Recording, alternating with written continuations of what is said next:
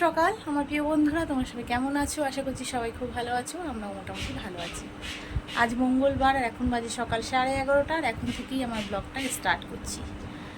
তো সকালের যে মোটামুটি কাজগুলি থাকে সেগুলি করে নিয়েছি। এখন তো তোমার ঘরের কাজ বাকি রয়েছে। আর দেখো ছোট ছেলে বসে একটু অঙ্ক করছে, ওর এখনও রেজাল্ট বেরাতে দেরি আছে। তো একটু আধটু বসিয়ে একটু অঙ্ক করাই মাঝে সাঝে। আর বড় ছেলের আজকে জানো তো পরীক্ষা নেই, তো ওর আবার পরীক্ষা ফেলেছে সেই 18 তারিখ। 14 তারিখে দোল আর 18 তারিখে ফেলেছে ওর আবার পরীক্ষা। তো সেই কারণে জানো তো ছেলেটা দোলও খেলতে পারবে না। তো একটা পরীক্ষার জন্যে মানে দোল খেলাটাই ও নষ্ট হয়ে গেল। তো আর কি করা যাবে। তো একটু মনটা খারাপ হয়েছে যে মা দোল খেলতে পারবো না। তো কিছু আর করার নেই, কারণ একটু তোমার রঙের যদি দাগ ঠাক যদি শরীরে কোনো অংশে থাকে তো পরীক্ষাটা বাতিল হয়ে যাবে। তো সেই কারণে কিন্তু দোল খেলতে পারবে না। তো ছেলের একটু মনটা খারাপ, তো ওকে বুঝিয়ে বললাম আর কি করবি, কিছু করার নেই। তো চলো, বক বক করছি অনেকক্ষণ ধরে। তো এখন ঘরের কাজগুলি তাড়াতাড়ি করে কমপ্লিট করে নিই, ছেলেদেরও খেতে দেবো, কারণ 11:30 মতন বেজে গেছে, ওদেরও খিদে পেয়েছে। তো চলো দেখতে থাকো আর আমার পাশে থাকো। তো ছেলেদেরকে ভাত দিতে চলে এলাম। আর দেখো তোমাদের দাদাভাই বাজার থেকে আজকে বেশ বড় বড় ইলিশ মাছ পেয়েছিল, তো ইলিশ মাছ নিয়ে এসছে। আর তোমার একটু চিংড়ি মাছও নিয়ে এসছিলো। তো বড় ছেলে বলল যে ইলিশ মাছ ভাজা দিয়ে ভাত খাবে। আর ছোট ছেলে কিন্তু ইলিশ মাছ ভাজা দিয়ে খেতে চাইছে না, তো ওর জন্যে আবার একটু চিংড়ি মাছ ভাজা হয়েছিল। আর একটু সিদ্ধ ডাল তোমার করে দিয়েছিল ঠাকুমা, একটু সিদ্ধ ডাল আর আলু সিদ্ধ। তো এই দিয়ে কিন্তু এখন ছেলেদের দেখো মেখে খেতে দিয়ে দেবো। আর সকালের দিকটা মাছ ভাজা ঠাজা খুব একটা ওরা ভালো খায় না, কিন্তু চিংড়ি মাছ বলো ইলিশ মাছ এগুলি কিন্তু বেশ ভালো খায়। তো যাই হোক, তো সেটাই হয়েছে। আর একটু তোমার ডাল সিদ্ধ দিয়ে এখন মেখে দেবো। সকালটা কিন্তু বেশ ওদের খাওয়াটা বেশ জমে যাবে, কারণ এদিকে বড় ছেলে ইলিশ মাছ ভাজা খেতে ভালোবাসে, আর এদিকে আবার ছোট ছেলেও কিন্তু চিংড়ি মাছ ভাজা খেতে বেশ ভালোবাসে। আর কয়েকদিন পরীক্ষা দিতে যাচ্ছিল বড় ছেলে, তো সেই কারণে কিন্তু শুধু সিদ্ধ ভাত বা একটু ঘি ভাত ফেনা ভাত এইসবই খেয়ে যাচ্ছিল, কারণ পরীক্ষা দিতে যাওয়ার সময় ডিম ঠিম বা অত সকালে মাছ টাছ ভেজে দেওয়াটা সম্ভব হচ্ছিল না। তো সেই কারণে অনেক দিন বাদে একটু যাই হোক মাছ ভাজা ঠাজা দিয়ে ভাত খেতে পারছে। তো ওদেরকে খেতে দিয়ে চলে আসলাম। এর এদিকে কিন্তু বেডটাও দেখো পুরো ক্লিন করে নিলাম। আর বেডটা ক্লিন করে নিলেই দেখো ঘর ঠরগুলি কত সুন্দর লাগে, তাই না? তো দেখো বেডটা কিন্তু ক্লিন করে নিলাম। আর সমস্ত যে জামা কাপড়গুলি দেখছো সেগুলি কিন্তু সব চেয়ারের ওপরেই ছিল, তো সেগুলি ভাঁজ করে নেব এখন। এবার একটা একটা করে দেখো সমস্ত জামা কাপড়গুলি কিন্তু ভাঁজ করে নিচ্ছি। তো ঘরের কাজগুলি আগে কমপ্লিট করব, তারপরে যাব রান্নায়। আর ঘরটা জানো তো বেশ কয়েকদিন ধরেই দেখছি একটু তোমার ধুলো ধুলো পড়েছে ওপরের দিকগুলিতে। তো ওপরের দিকগুলিতে সবসময় পোছা হয় না, তো ভাবছি এর মধ্যেই একদিন ঘরটাও ঝাড়পোছ করব। তো ছেলেদের তো পরীক্ষা চলছিল, তো সেই কারণে করতে পারছিলাম না।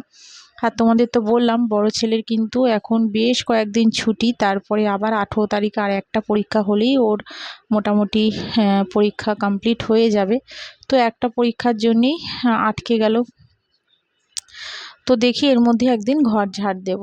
ঝাড় বলতে মানে ঘর ঝাড়পোছ করবো। আর এদিকে দেখো তোমাদের দাদাভাই যে বললাম ইলিশ মাছ চিংড়ি মাছ নিয়ে এসছে, তো সেগুলি কিন্তু শাশুড়ি ধুয়ে ধায়ে হলুদ মেখে রেখেছে। এবার আমি রান্নাটা শুরু করে দিলাম। ঘরের কাজ কিন্তু মোটামুটি কমপ্লিট করে নিয়েছি। তো এখন আসলাম রান্নায়। তো মাছগুলি কিন্তু ভেজে নেব। আর ইলিশ মাছ ভাজবো, বেশি কিন্তু কড়া করে ভাজবো না। তোমাদের দাদাভাই ইলিশ মাছ বেশি কড়া করে ভাজা একদম পছন্দ করে না, তো সেই কারণে ইলিশ মাছগুলি একদম হালকা হালকা করে ভাজবো। আর দেখো তেলটা কিন্তু গরম হয়ে গেছে, এবার দিয়ে দেব মাছগুলি। মাছটা করব হচ্ছে সর্ষে দিয়ে। সর্ষেটা আগে থেকেই তোমার ভিজিয়ে রেখেছি, একটুখানি তোমার গুঁড়ো সর্ষে, তার মধ্যে একটু নুন, তারপরে একটু শুকনো লঙ্কার সামান্য গুঁড়ো, হলুদ দিয়ে রেখেছি। তো সেটাই কিন্তু মাছ ভাজা হয়ে গেলেই কিন্তু সর্ষে দিয়ে করব। তো সর্ষে ইলিশ মাছ তোমাদের দাদাভাই খেতে বেশ ভালোবাসে, আবার শাশুড়ি কিন্তু একদম পছন্দ করে না। শাশুড়ি তোমার একটু ঝোল ভালোবাসে, মানে কুমড়ো আলু বেগুন দিয়ে যে ঝোলটা করি ইলিশ মাছের সেটা খেতে খুব ভালোবাসে। তো যাই হোক, তোমাদের দাদাভাই বলে গেছিলো সর্ষে দিয়ে করতে, তো সেই কারণেই শাশুড়ি বললো যখন বলে গেছে সর্ষে দিয়েই করো, আমার মাছটা কিন্তু ভাজা রেখে দিও। তো সেই রকমই করলাম। দেখো শাশুড়ি মাছটা কিন্তু আলাদা করে ভেজে সরিয়ে রেখেছি। আর দেখো সর্ষেটা এবার করে নিচ্ছি, একটু কালো জিরে ফোড়ন দিয়েছিলাম আর দিয়ে দিয়েছি 3-4টে কাঁচা লঙ্কা, আর সর্ষেটা কিন্তু দিয়ে দিয়েছি। আর দেখো মাছের কিন্তু বেশ তেল বেরিয়েছে। তো তেল দিয়ে ইলিশ মাছ সত্যিতে খেতে বেশ ভালোবাসি, আমিও বাসি, তোমাদের দাদাভাইও ভালোবাসে। মাছের তেল মানে ইলিশ মাছের তেল দিয়ে গরম গরম ভাত কিন্তু খুব ভালো লাগে। তো এরকম কে কে আছো বন্ধুরা কমেন্টস করে জানাবে যে তোমরা কারা কারা ইলিশ মাছের তেল দিয়ে ভাত খেতে ভালোবাসো। তো আমি কিন্তু ভীষণ ভালোবাসি, আমার ছোট ছেলেও ভালোবাসে। আর এদিকে দেখো সর্ষেটা কিন্তু তোমার ফুটে গেছে, এবার তোমার দিয়ে দিলাম মাছগুলি। আর সর্ষে তোমাদের দাদাভাই যখনই করব তখনই কিন্তু পাতলা সর্ষের খেতে ভালোবাসে। পাতলা বলতে তোমার গাঢ় গাঢ় না, একটু তোমার সর্ষেটা ঝোল ঝোল থাকবে সেরকম তোমার সর্ষের মাছ খেতে ভালোবাসে। তো সেই কারণেই মাছটা কিন্তু একটু তোমার ঝোল ঝোল রাখবো। ছোট গ্যাসটা বসিয়ে দিলাম। তোমার ঢ্যাঁড়স আলু দিয়ে যে চিংড়ি মাছটা করব তো সেটা করব। তো আগে কিন্তু আলুগুলি আর ভেন্ডি ভেজে নেব, তারপরে তোমার একটু কালো জিরে পেঁয়াজ ফোড়ন দিয়ে কিন্তু ভেন্ডির তরকারিটা করব। আর ভেন্ডির তরকারিটা কিন্তু চিংড়ি মাছ দিয়েই করব। আর চিংড়ি মাছ দিয়ে যে কোনো তরকারি কিন্তু চিংড়ি মাছ দিলে সেই রান্নার কিন্তু স্বাদই আলাদা রকম হয়ে যায়। আর দেখো ভেন্ডিগুলি একদম ধুয়ে কেটে ঠেটে রেখে দিয়েছি, আর এদিকে আলাদা করে চিংড়ি মাছটাও সরিয়ে রেখেছি। তো এদিকে দেখো মাছটা হয়ে গেছে, এখন একটু ওপর দিয়ে দিয়ে দিলাম ধনে পাতা। তো ধনে পাতাটা দিয়ে একটু নাড়িয়ে চাড়িয়ে হালকা একটু সামান্য চিনি দিয়েই কিন্তু সর্ষে ইলিশটা নামিয়ে ফেলবো। তো দেখো এরকমই রেখেছি ঝোলটা। তো মাছটা কিন্তু পুরো কমপ্লিট হয়ে গেছে, এবার নামিয়ে ফেলবো। তো দেখো এবার ভেন্ডিটাও ভেজে নিচ্ছি। আর দেখো ভেন্ডি কিন্তু খুব একটা বেশি আনেনি, কারণ তোমাদের দাদাভাইও অত ভালো খায় না, আর ছোটো ছেলে একটু খাবে, শাশুড়ি খাবে আর আমি খাবো। তো সেই কারণে অল্প করেই করছি। আর এটাতে আবার বসিয়ে দিলাম হচ্ছে তোমার একটু কুমড়োর তরকারি বসাবো বড় গ্যাসটায়। তো আগে চিংড়ি মাছটা ভেজে নিচ্ছি, যেটা তোমার ভেন্ডি আলুর তরকারিটা করব।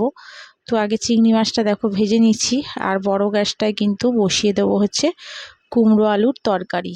কুমড়ো আলু দিয়ে করব, মাছের মাথাটা যে ইলিশ মাছের যে মাছের মাথাটা আছে তো সেটা দিয়ে করব। দেখো কালো জিরে ফোড়ন দিয়ে দিলাম, আর দিয়ে দিলাম এবার পেঁয়াজটা একটু ভাজা ভাজা হলে তারপরে কিন্তু কুমড়ো আলুগুলি দিয়ে দেব, সাথে দেব 3-4টে কাঁচা লঙ্কা, দিয়েই কিন্তু রান্নাটা করব।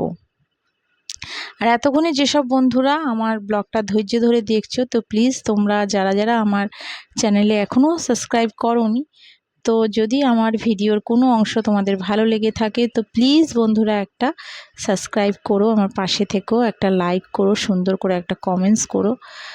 আর যারা করে রেখেছো তাদের অসংখ্য ধন্যবাদ আর অনেক অনেক ভালোবাসা। অনেক বন্ধুরা সুন্দর সুন্দর কমেন্টস করছো, সত্যি খুব ভালো লাগছে। আর এরকম কমেন্টসগুলি যখন পড়ি খুব ভালো লাগে।